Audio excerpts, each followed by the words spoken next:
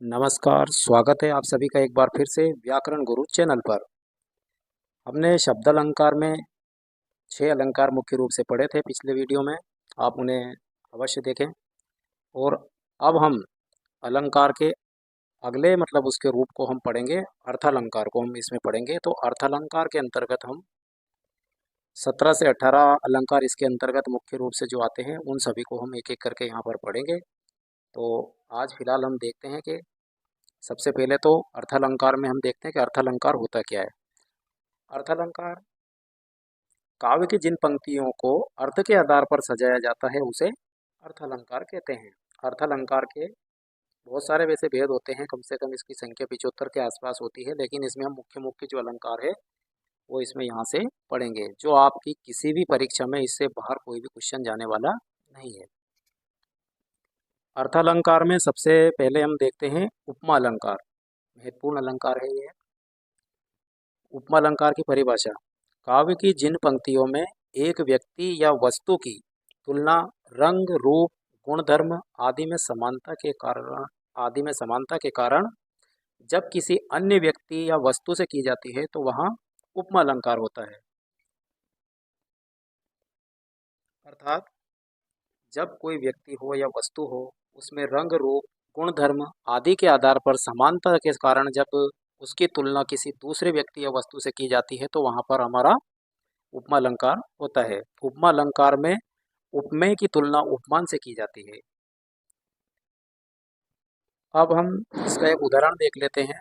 जैसे परहित सरिस धर्म नहीं भाई, यहाँ पर हमारा उपमा अलंकार हो जाता है। लेकिन हमें उपमा अलंकार को विस्तार से पढ़ना है तो हम इसके सबसे पहले अंग पढ़ेंगे। हमें इसके आगे भी पढ़ना है। उपमा अलंकार के 4 अंग होते हैं। ये महत्वपूर्ण होते हैं। इन अंग के बिना हमें उपमा अलंकार समझ में नहीं आएगा, क्योंकि सबसे पहले हमें इसके अंगों को समझना बहुत जरूरी है। तो देखते हैं इसके 4 अंग कौन कौन से हैं। उपमेय है, उपमान है, साधारण धर्म है और वाचक शब्द है। देखते हैं ये क्या क्या होता है। क्या होता है उपमेय? तो सबसे पहले हम देखते हैं उपमेय, यानी जिसकी तुलना की जाती है। जिसकी तुलना की जाती है अर्थात उपमा दी जाती है उसे उपमेय कहते हैं। उपमान क्या होता है? उपमान जिससे तुलना की जाती है अर्थात उपमा दी जाती है उसे उपमान कहते हैं। यानी जिससे की तुलना की जाती है वो तो उपमेय, और जिसकी तुलना की जाती है या जिससे तुलना की जाती है उसे उपमान हम कहते हैं।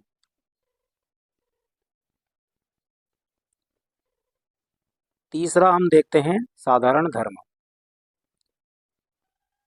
वे गुणधर्म जिनके आधार पर उपमेय एवं उपमान में तुलना की जाती है साधारण धर्म कहलाते हैं। अर्थात वे गुणधर्म जिसके आधार पर हम तुलना करते हैं उपमेय और उपमान में, उसी को हम साधारण धर्म कहते हैं। चौथा है हमारा इसका जो अंग है वो है वाचक शब्द। ऐसे शब्द जिनका प्रयोग उपमेय एवं उपमान में तुलना बताने में किया जाता है वाचक शब्द कहलाते हैं। तो वो ऐसे कौन कौन से शब्द हैं? हमने इसमें स्टार लगा दिया है। यहाँ पे क्यों लगाया है? क्योंकि इस अलंकार की पहचान ही इन वाचक शब्दों के माध्यम से की जाती है।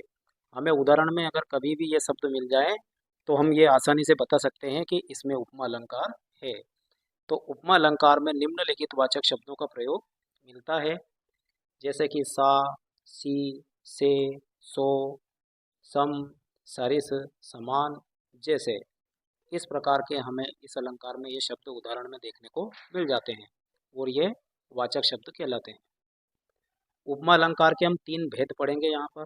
उपमा अलंकार के 3 भेद होते हैं। पहला होता है पूर्ण उपमा। तो पूर्ण उपमा यानी जिस उपमा अलंकार में उपमा के सभी अंग उपस्थित होते हैं उसे पूर्ण उपमा अलंकार कहते हैं। जैसा कि उसके नाम में ही छुपा है पूर्ण उपमा, अर्थात पूरे अंग उसमें सम्मिलित हो जाए तो वो पूर्ण उपमा अलंकार हो जाता है। उदाहरण देखते हैं।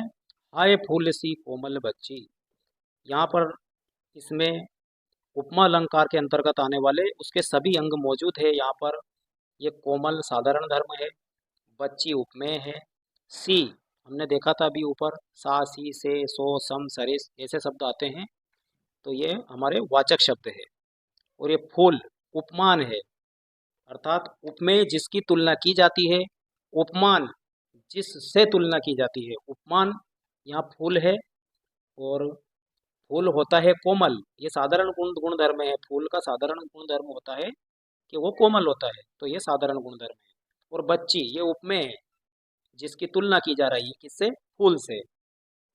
और उदाहरण देखते हैं। नंदन वन सी फूल उठी छोटी सी कुटिया मेरी। नंदन वन के समान फूल उठी मेरी छोटी सी कुटिया, ये इस उदाहरण में बताया गया है। एक और उदाहरण देखते हैं। पीपल पात सरिस मन डोला। पीपल पात यानी पीपल के पत्ते के समान, सरिस मतलब उसके समान, मन डोला। पीपल पात उपमान है क्योंकि इससे तुलना की गई है। पीपल पात यानी कि पीपल का पत्ता, यानी कि पीपल के पत्ते से तुलना की जा रही है किसकी? मन की। मन उपमेय हो जाएगा क्योंकि जिसकी तुलना की जा रही है वो उपमेय, और जिससे तुलना की जा रही है किससे की जा रही है? पीपल के पत्ते से, तो ये उपमान। सरिस ये वाचक शब्द हो जाएगा। और डोला यानी जिस प्रकार पीपल का पत्ता डोलता है उसी समान, उसके समान ही हमारा मन भी डोलता है, तो मन उपमेय हो जाएगा। और डोलता, डोलना क्या हो जाएगा? एक साधारण धर्म हो जाएगा। देखते हैं तीसरा प्रकार, सॉरी दूसरा, लुप्तोपमा। ये पूर्णोपमा था, अब लुप्तोपमा है। यानी कि जिस उपमा अलंकार में उपमा का कोई एक अंग उपस्थित नहीं होता है उसे लुप्तोपमा अलंकार कहते हैं। जय लक्ष्मी सी उदित हुई, यहाँ पर उपमेय अनुपस्थित है। जय लक्ष्मी सी उदित हुई यानी किसके समान उदित हुई है ये पता नहीं है, तो उपमेय इसमें अनुपस्थित है। दूसरा उदाहरण, हीरे सा हृदय है तुम्हारा। इसमें साधारण धर्म हमें दिखाई नहीं दे रहा है कहीं भी, यानी कि एक इसमें उपमा अलंकार का एक जो वो अंग होता है वो अनुपस्थित है, तो इसलिए ये लुप्त उपमा, यानी कि एक इसमें अंग लुप्त रहता है, कोई भी वो हो सकता है चारों में से, इसलिए इसका नाम लुप्त उपमा है। इसका तीसरा भेद है मालोपमा। मालोपमा देखते हैं परिभाषा। जिस उपमा अलंकार में एक ही उपमेय के एक से अधिक उपमान होते हैं उसे मालोपमा अलंकार कहते हैं। उदाहरण, मुख है सुंदर चंद्र सो कोमल कमल समान। मुख है सुंदर चंद्र, मुख कैसा है? सुंदर, चंद्रमा के समान। चंद्रमा से तुलना मुख की जा रही है, यानी कि उपमान चंद्रमा हो जाएगा। सो कोमल कमल समान, तो कमल भी यहाँ पर उपमान हो जाएगा, यानी कि चंद्र, मुख की तुलना चंद्रमा से की जा रही है और कमल से की जा रही है, यानी कि यहाँ पर एक से अधिक उपमान है, तो चंद्र भी उपमान है, कमल भी उपमान है। बाकी के समान जो है वाचक शब्द हो जाएगा हमारा। कोमल साधारण धर्म हो जाएगा, सो वाचक शब्द हो जाएगा, सुंदर भी वो साधारण धर्म है यहाँ पर, और मुख उपमेय है क्योंकि उसकी तुलना की जा रही है। तो देखते हैं अगला अलंकार। अगला अलंकार है हमारा रूपक अलंकार। रूपक अलंकार यानी काव्य की जिन पंक्तियों में उपमेय एवं उपमान में इतनी समानता बताई जाती है कि उनमें भेद कर पाना संभव नहीं होता है, तो रूपक अलंकार कहलाता है। रूपक अलंकार में उपमेय को उपमान में आरोपित ही कर दिया जाता है। पहचान इसकी क्या है? रूपक अलंकार की पंक्तियों में वाचक शब्द नहीं होते हैं। रूपक अलंकार में वाचक शब्द नहीं होते हैं, इसकी ये पहचान है इसमें, क्योंकि उसको रूप ही दे दिया जाता है सीधे सीधे। उदाहरण के माध्यम से ये और अच्छा समझ में आएगा। मैया में तो चंद्र खिलौना ले हो। मैया में तो चंद्र खिलौना ले हो, यहाँ खिलौने की चंद्रमा से तुलना नहीं की है।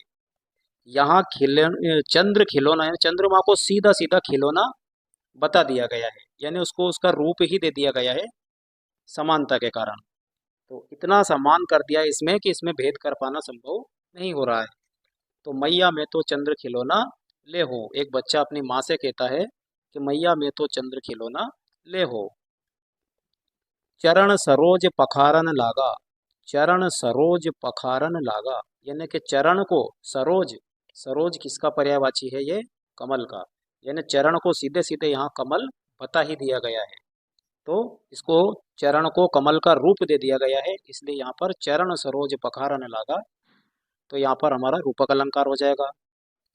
अगला उदाहरण देखते हैं। पायो जी मैंने राम रतन धन पायो।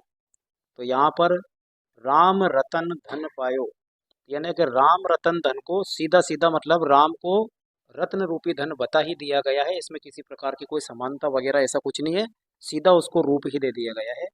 तो यहाँ पर रूपक अलंकार हो जाएगा। अगला देखते हैं।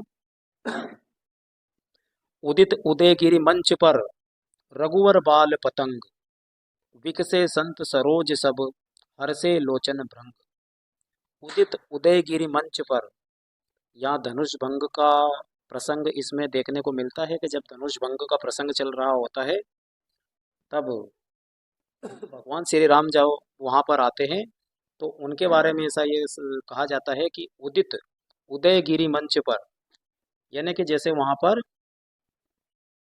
भगवान राम रूपी सूर्य का उदय हो गया हो उस मंच पर, तो इसलिए इस दोहे में उदित उदयगिरि मंच पर रघुवर बाल पतंग, तो यहाँ पर उसको सीधा सीधा उनको मतलब है जो उनके अंतर्गत इसको जोड़ दिया गया है सूर्य के समान, कि भाई वहां पे वो उदित उदयगिरि मंच पर, उस मंच पर रघुवर के रूप में कोई उदित हो गया है। तो इस तरह से विकसे संत सरोज, संत को सरोज, तो संत को यहाँ सरोज बता दिया गया है।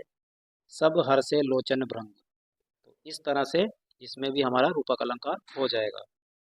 एक और उदाहरण देखते हैं। श्री गुरु चरण सरोज रज, निजमन मुकुट सुधारी, मुकुट सुधारी। श्री गुरु चरण सरोज रज, श्री गुरु के चरण अर्थात श्री गुरु यानी कि गुरु के चरण को कमल के समान सीधा सीधा यहाँ पर बता ही दिया गया है। इस तरह से यहाँ पर हमारा रूपक अलंकार हो जाएगा।